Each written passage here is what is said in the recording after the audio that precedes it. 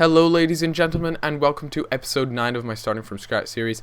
And today, well, things didn't go exactly to plan as far as results, but nevertheless I thought I'd bring you guys the games. And for the team I come up against first is a team that I'm pretty much going for.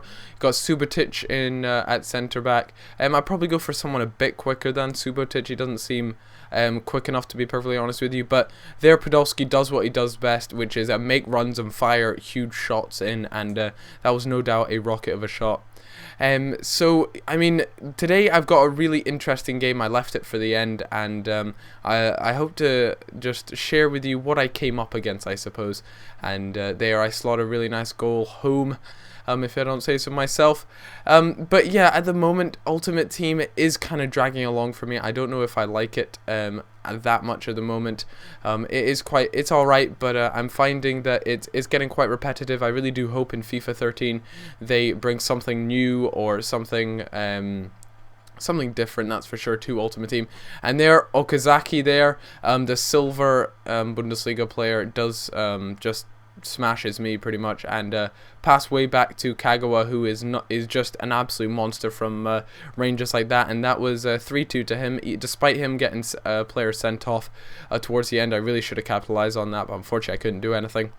Nevertheless, I come up against 5 at the back, and 5 at the back is always sweaty and always hard to play against. Not only that, but he had big Abong Lahore at the top, which was it was just filthy, just absolutely filthy, to say the least. And it's always going to be hard up against someone like him, and in the rain where defenders make mistakes like no other.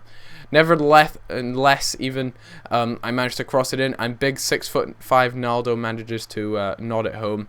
And here Naldo decides, right, I've got my team ahead, I might as well put him behind, or yeah, I might as well let the other team have a chance, and it gives a penalty away. Although I don't feel it was a penalty. You guys can have a little quick look back, even though it was super fast moded. But yeah, a P-roller goes past me due to the rain allowing my defenders to make tons and tons of mistakes. That's another problem that I'd like to see fixed in FIFA 13, is the rain, the defenders just become idiotic pieces of wet cardboard, pretty much. It is tough, but I was feeling headers, I was feeling sweaty, and cross it in, and nods one home again. So that's 2 headers out of 2, looking strong so far.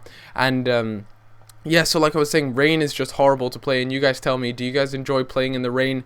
Do you prefer it? I know a couple of people that do actually prefer playing in the rain to not, but I find it, it's just filthy. It's not fun at all. But that ended 2-2. Nevertheless, I needed someone to either replace Kagawa and play alongside him on the other centre attacking mid position. I saw Podolski was playing centre attacking mid, so I was thinking maybe in the future I could have a Podolski centre attacking mid, Kagawa centre attacking mid, and maybe Muller and Gomez playing centre forward and striker, but I'm not too sure. But until then, I'm going to stick with Goetze. A lot of you guys recommended him, and I managed to pick up one for, I believe it was the 1,000 mark. Despite him having low morale, I figured if I can win a few more games, then that should boost his morale up pretty quickly. And there were some gold contract cards that I picked up for, I think it was 250 coins, that had just appeared. And that happens a lot in Ultimate Team these days, is a lot of weird glitchy stuff like that, which was a bit unfortunate. But nevertheless, I needed to fill Podolski up with some contractness, extend his contract, because he is probably one of the best players in the club at the moment, alongside Naldo, who I might add is an absolute monster of a centre back, and I can't see him getting changed up for anyone in the near future. But nevertheless, Podolski only had, I believe, 73 fitness, so he definitely had to stay on the bench unless I wanted to risk him getting injured. Because in case you guys didn't know, the lower their fitness is, the higher chance of them getting injured.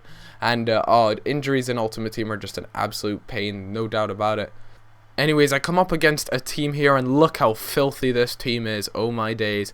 96 Messi, Robin van Persie, Lennon on the left mid, Essien and Song in the middle, and wow, that was just an absolute filthy team, and he's had to score the tramp there to go ahead in the 31st minute with Robin van Persie. Robin van Persie in this game, it is an absolute animal. so I do expect him to score a fair few goals, and Naldo is an absolute lifesaver in this game and such a quality centre-back for the money that you pay for him.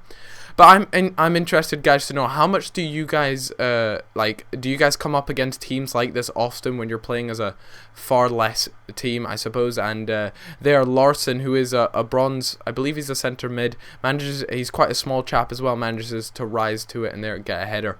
But like I was saying, like, what's the best team you guys have come up against when I suppose you could say you haven't been a good team, like a 4-star team? What's the best team you've come up against? So for me, I mean, coming up against an informed Messi there, and followed by a Robin van Persie sitting at a centre attacking mid. I mean, I just don't know how it happens. I mean, EA should have something sorted to do with that, but I suppose there's not too much you can do with it, especially since he had a few bronzes dotted around the team. But thanks a lot, guys, for watching. I really do appreciate it. If you could answer the question on the screen now, that'd be much appreciated, and leaving a like and a comment. So yeah, guys, I'll catch you all later. Bye bye.